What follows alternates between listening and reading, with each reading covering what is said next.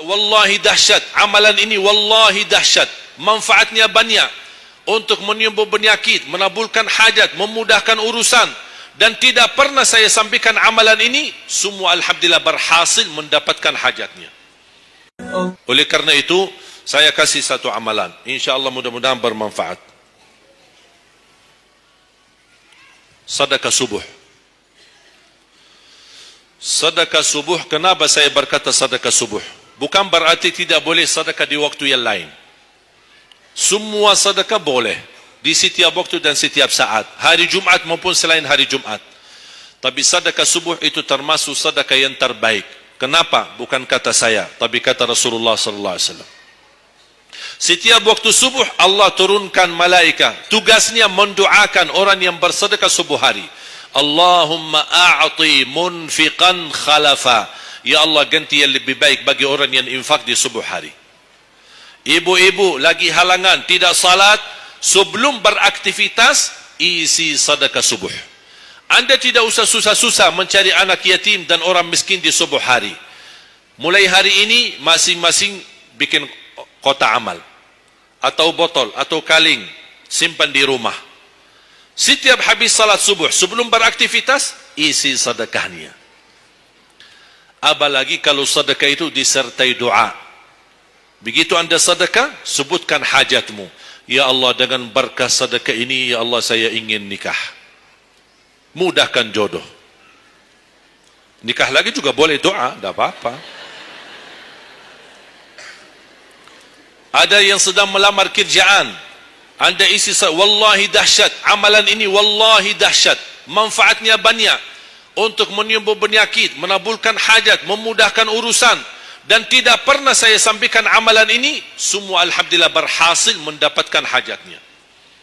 Begitu anda isi, doa, ya Allah, dengan berkah sedekah ini mudahkan lamaran kerjaan saya. Ya Allah, dengan berkah sedekah ini mohon titipkan pahalanya untuk kedua orang tua saya. Kalau ada yang merasa dirinya suka marah, suka emosi, ya Allah, dengan berkah sedekah ini tenangkan hati dan jiwa saya agar tidak emosi lagi.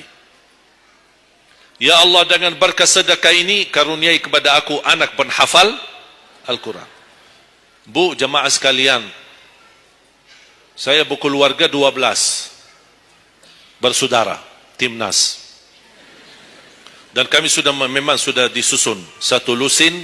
12 ini mempersiapkan kalau timnas kita belum mampu membawa juara, insyaAllah kami sekeluarga siap mengganti timnas. Alhamdulillah, dari saudara saya 12 ini 10 penghafal Al-Quran.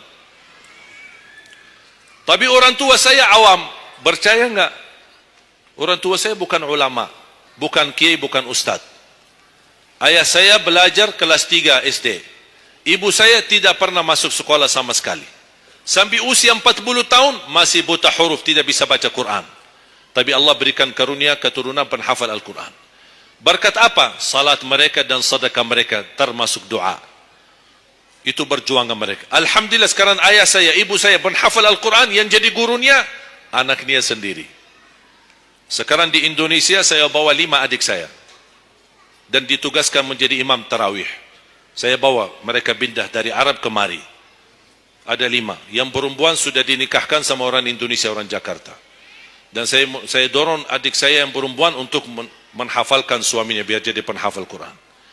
Yang 4 laki-laki, ada yang 2 bawa istrinya masing-masing dari Arab, yang 2 lagi saya nikahkan di Indonesia sama orang Indonesia. Ada 1 sama orang Sunda, 1 sama orang Lombok. Jangan khawatir Bu, masih ada lagi, masih ada lagi. Bahkan saya dorong adik-adik saya semua wajib nikah 4. Masing-masing 4 istri. Kenapa? Supaya banyak keturunan. Kalau bisa setiap satu istri 12, satu lusin. Masya Allah, luar biasa. Mengapa? Karena kita punya perjuangan yang masih panjang. Cita-cita saya mencetak 1 juta penghafal Al-Quran di Indonesia. Ketika saya datangkan adik saya tugaskan sama mereka dan tegas. Kalau kalian datang hanya mau berhiburan, pulang. Kalian di sini untuk bersama-sama memperjuangkan untuk mencetak 1 juta penghafal Al-Quran. Dan alhamdulillah program ini sudah jalan. Dan kita terus memperjuangkan. Dan saya harap semua jamaah insya-Allah berkenan terlibat dalam program ini. Cita-cita saya, semua masjid se-Indonesia insya-Allah diimami imam penghafal Al-Quran 30 juz. Bahkan lebih hebat lagi cita-cita saya. InsyaAllah saya yakin akan terjadi. InsyaAllah di demikian hari, di waktu yang Allah insyaAllah tentukan, insyaAllah presiden kita penghafal Al-Quran. Coba, ya Allah rasanya enak. Langsung diumumkan di Masjid Istiqlal, khatib dan imam salat Idul Fitri, penghafal Al-Quran 30 juz, Presiden Republik Indonesia. Oh, mantap. Imam salat Idul Adha, Presiden kita. Salat Jumat, khatib dan imam, Presiden kita. Tidak perlu ganti imam. Sudah tidak perlu ganti imam, subhanallah. Luar biasa. Coba, saya kagumi ketika membaca dan melihat YouTube-nya Presiden Erdogan, Turki. Walaupun beliau bukan penghafal Al-Quran, tapi murattal bacaannya beliau, Masya Allah. Mana ada sekarang presiden di dunia Islam sebagaimana bacaannya yang benar. Ini sudah saatnya, tapi bukan sekarang ya, nanti maksud saya, sabar dulu. Nanti jadi kacau nanti semua. Nah, sabar dulu. InsyaAllah ada waktunya. InsyaAllah. Mulai dari sekarang kita ayo bersama-sama mempersiapkan untuk kalau anda gagal menjadi penghafal Al-Quran, jangan gagal anakmu, cucumu, generasi yang ini semua. Kita melihat, saya bangga. Kenapa saya semangat untuk mencetak 1 juta penghafal Al-Quran? Itu berkatnya acara Hafiz Indonesia. Nonton kan acara Hafiz Indonesia? Nangis ya? Habis tisu kan? Tahu enggak salah satu karunia Allah untuk Indonesia? Ada teman saya berusaha punya TV di Arab. Beliau ingin membuka dan membuat acara Hafiz Indonesia versi Arab. Tapi gagal. Kenapa? Karena tidak menemukan jumlah yang banyak penghafal Al-Quran di bawah usia 10 tahun. Hanya Indonesia saja. Malaysia kalah, Indonesia saja. Di bawah 10 tahun. Dan sayang sekali memang anda yang nonton acara Hafiz Indonesia, anda nonton acara yang sudah jadi. Tapi anda belum tahu apa yang kami berjuangkan di belakang layar. Sebelum acara Hafiz Indonesia, 4 bulan bekerja keras. Sambil tim turun ke lapangan, ke desa-desa, kampung-kampung, ke pulau-pulau untuk menumbulkan dan mendatangkan, menghadirkan para penghafal Al-Quran. Ketika dibawa di Jakarta, 2 bulan berturut-turut kami didik mereka. Yang awalnya pemalu, awalnya ada yang mohon maaf, kencing di celananya sendiri. Saking tidak berani, takut. Alhamdulillah sekarang menjadi mereka pemberani. Bahkan mereka berlumba-lumba azan subuh. Mereka berlumba-lumba membangunkan sesama saudaranya. Sama-sama tertib, makan. Kita menghadirkan dokter kesehatan. Kita menghadirkan dokter psikologi jiwa untuk menjaga perasaan mereka selama 2 bulan. Didampingi kadang-kadang ibu mereka, didampingi kadang-kadang ayah-ayah mereka. Dan semua rata-rata sepakat orang tua mereka tidak pernah kami merasakan bangga memiliki anak sebagaimana kami melihat perjuangannya di Hafiz Indonesia. Dan alhamdulillah begitu selesai acara Hafiz Indonesia, kami tidak tinggalkan mereka. Kami terus kawal, kami terus pimpin. Dan alhamdulillah mereka di kampung masing-masing sudah membangun rumah tahfiz. Ada yang membangun pesantren untuk mencetak dan melahirkan jumlah yang banyak penghafal Al-Quran. Dan ini perjuangan luar biasa. Tidak mudah. Berapa biaya yang dikeluarkan. Dan mohon maaf, belum ada sponsor yang bisa mensponsori kita dan membayar full untuk kita.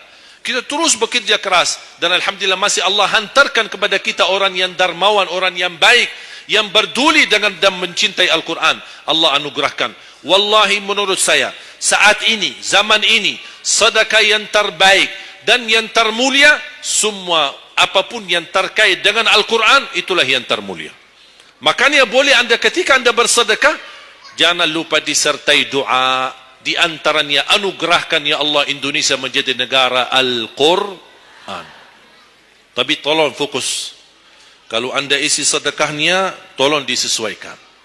Jangan isi sedekahnya koin, teng, tapi doanya sampai terbit matahari.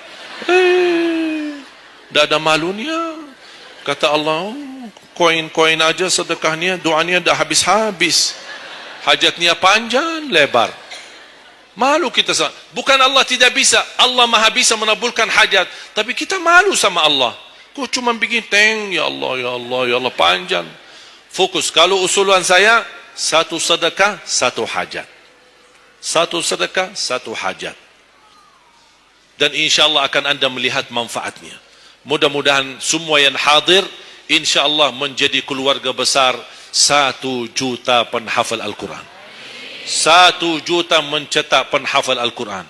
1 juta keluarga Al-Quran yang insyaAllah akan membangun generasi baru yang membawa Indonesia menjadi baldatun tayyibatun rabbun ghafur, dan di masa yang akan datang insyaAllah Indonesia menjadi lebih baik. Amin ya rabbal alamin. Barakallahu fikum. Terima kasih, semoga bermanfaat. Kurang lebihnya mohon maaf. Mungkin ada panitia ingin menyampaikan selanjutnya.